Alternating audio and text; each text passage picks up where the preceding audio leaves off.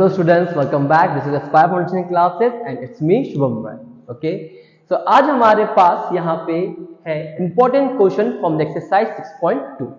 तो बच्चों मेरा पूरा कोशिश है कि लाइन्स एंड एंगल्स के जो important questions है एक्सरसाइज वाइज उसको मैं यहाँ पे कवर कर पाऊँ. ओके, चलो स्टार्ट करते हैं. तो हमारे पास एक फिगर है यहाँ पे, है ना, जिसमें बताया है कि AB पैरेलल टू CD है and CD parallel to EF है. ठीक है, और हमको y और z का रेशियो दिया है 3:7 and we need to find here the value of x. तो बच्चों देखो, जिसके पास लॉजिक है, बेसिक्स है, उसके लिए क्वेश्चन करना ना ऐसा हो जाएगा, लेकिन जिसके पास लॉजिक और बेसिक्स नहीं है तो बड़ा मुश्किल होगा, क्योंकि बहुत सारी चीजें यहाँ पे क्या है, लिमिटेड है. दैट्स व्हाई आपका बेसिक्स और लॉजिक होना इज वेरी कंपलसरी. चलिए करते हैं क्या किया जाए. तो सर इसमें हम क्या कर सकते हैं. तो बच्चों डोंट वरी, जब भी आप क्वेश्चन को इनिशिएट करते हैं अपने सॉल्यूशन को, तो जो भी इंफॉर्मेशन गिवन है ना उसके हिसाब से आपको क्या करना है, आगे बढ़ना है ना. You have to move on like that. So आपको क्या क्या गिवन है. आपको गिवन है सबसे पहला AB पैरेलल टू CD है. अगर AB पैरेलल टू CD है, AB पैरेलल टू CD है, तो ये वाली जो लाइन है इसको अभी हम T मार्क कर देते हैं. तो क्या ये ट्रांसवर्सल बन जाएगी. यस. अब अगर ये ट्रांसवर्सल होगी तो एंगल x और एंगल y में क्या रिश्ता होगा. सोचो सोचो, तब तक मैं यहाँ पे मार्क कर देता हूँ. Angle x plus angle y equals to हो जाएगा ये मेरा 180. सोच लिया बच्चों. The answer will be co interior angles. Okay, तो एंगल x और एंगल y मेरे क्या बन जाएंगे, को इंटीरियर एंगल्स. अब अगर आपको को इंटीरियर में नहीं पता है तो वापस से आप प्लेलिस्ट में जाइए, प्रीवियस वीडियो देखिए, उसमें मैंने ये पूरा एक्सप्लेन किया हुआ है. चलो आगे बढ़ते हैं. तो बच्चों को इंटीरियर्स हैं x और y. ओके, इनका सम कितना होगा, इनका सम होगा 180. तो फर्स्ट पार्ट का जो इंफॉर्मेशन हमको गिवन था फ्रॉम द क्वेश्चन, हमने उसको यहाँ पे थोड़ा सा कर लिया. अब क्या बोला है, CD पैरेलल टू EF, आपको ये भी बोला है ना. So also CD parallel to EF ऐसा भी दिया है कि सर CD जो है वो EF के पैरेलल. ओके, तो बच्चों देखो यहाँ पे ना आपको एक चीज समझाता हूं.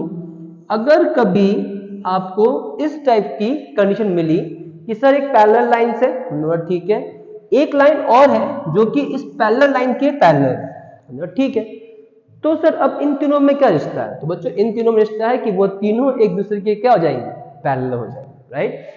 तो चलो आगे बढ़ते हैं. और आपके पास ट्रांसवर्सल तो है ही जो कि काम कर रहा है. ओके, तो CD पैरेलल टू EF है हमने, ठीक है.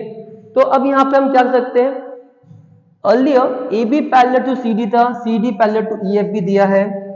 So according to the question AB parallel to CD है and CD parallel to EF है. अगर ऐसा है तो therefore I can say that AB parallel to EF, ये भी हो जाएगा. अब इसके लॉजिक क्या है, इसके लिए लॉजिक है line parallel to the parallel lines is also parallel. Okay बच्चों, ये लॉजिक्स ना बहुत इंपॉर्टेंट रोल प्ले करते हैं. मैं हमेशा अपने बच्चों को यही बोलता हूं कि जब भी आप मैथ्स में सॉल्यूशन करें, कोशिश कीजिए कि सॉल्यूशन कुछ ऐसा करे कि आपका टीचर ने जब उसको रीड आउट करे उसको पूरा समझ में आए, तभी आपकी कहीं पे भी कोई भी मार्क कटिंग नहीं हो पाएगी. ओके, चलो आगे देखते हैं. तो अगर ये मैंने बोल दिया कि sir AB parallel to EF कर दिया मैंने यहाँ पे, तो बच्चों अब जरा यहाँ पे ध्यान दो. ये AB हो गया, बीच में CD है और नीचे क्या है आपका EF है.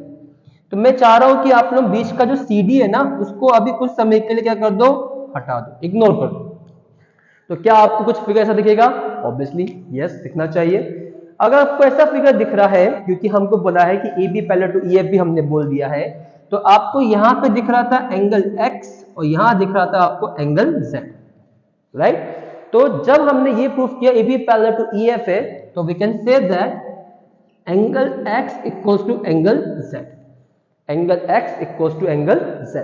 ओके, अब ये किस प्रॉपर्टी से हम बोल सकते हैं, because they are alternate interior angles. अब अगर आपको ये भी नहीं पता ऑर्डिनरी ट्रायंगल्स तो वापस से प्लेलिस्ट पे जाइए और वीडियो को जरूर देखिए। चलो, तो इतना हो गया। तो हमारे पास एक इक्वेशन है, अरे इसको तो मैंने नाम ही नहीं दिया, चलो इक्वेशन 1 नाम दे देते इसको भी नाम नहीं दिया, इसको नाम दे देते इक्वेशन नंबर 2, ठीक है।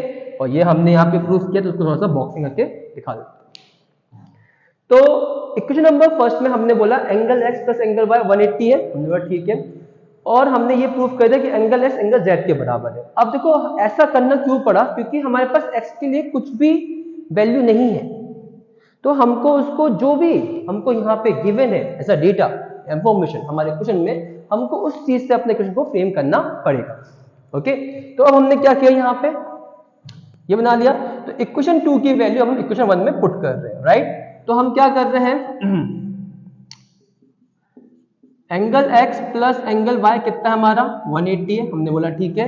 अब x को ना मैं रिप्लेस करा रहा हूं किससे, z से। Angle z plus angle y कितनी जगह हमारा 180 हो जाएगा, ठीक है। सब्स्टिट्यूट किया वैल्यू।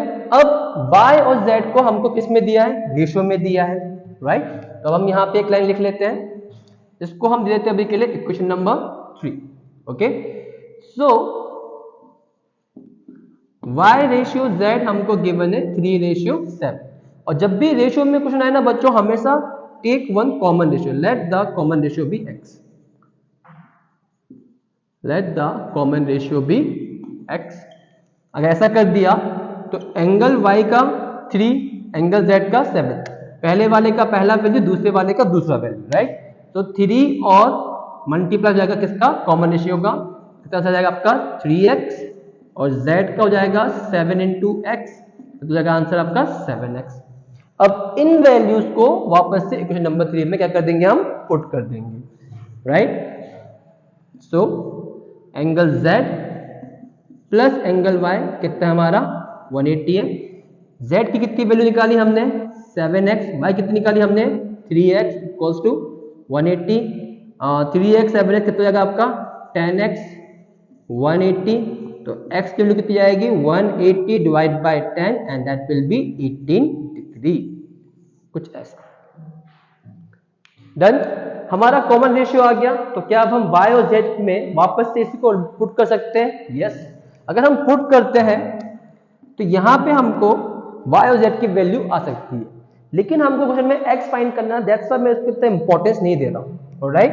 तो 3 into 18 यहां करेंगे आप, एंड 3 into नॉट 3 सॉरी 7, क्योंकि 7x है ना, तो 7 into 18 कुछ यहां करेंगे। अब जो एंगल z की वैल्यू आएगी वही किसकी आने वाली है, हमारी x की वैल्यू आने वाली है, तो इसको भी ध्यान रखना है। तो वापस से लास्ट लाइन s, ये मल्टीप्लाई कर पाएंगे ना आप लोग, s angle z is equals to angle x है ना, therefore angle x equals to 7x, और 7x की हमने वैल्यू क्या ली है 7 मल्टीप्लाई बाय 18 डिग्री, तो एंगल x हमारा यहां पे आने वाला है